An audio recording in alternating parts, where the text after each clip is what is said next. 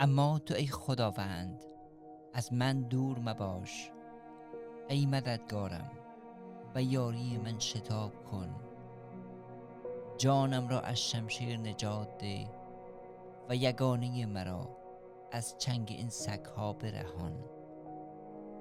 مرا از دهان شیر نجات ده و از میان شاخهای گاوان وحشی برهان.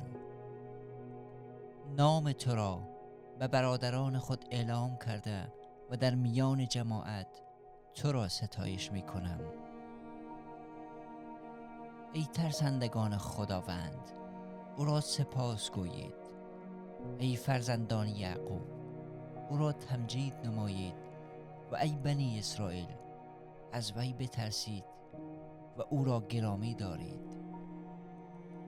زیرا رنج دیدگان را نادیده نگرفت و روی خود را از آنها نپوشید، بلکه چون به حضور او فریاد برآوردند دعایشان را اجابت فرمود. در حضور جماعت بزرگی تو را خواهم ستود و در برابر آنهایی که تو را می پرستند وعده‌های خود را ادا می کنم.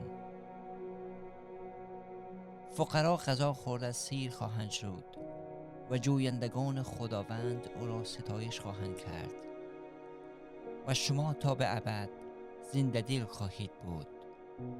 تمام اقوام جهان به حضور خداوند بازگشت نموده و از هر گوشه جهان خواهند آمد و او را پرستش خواهند کرد. زیرا سلطنت از خداوند است و او بر همه اقوام حکومت می کند. توانگران زمین سیر گشته و سجده خواهند کرد و انسانهای فانی در برابر او تواضع می نمایند، یعنی آنهایی که قادر به زنده ساختن جان خود نیستند.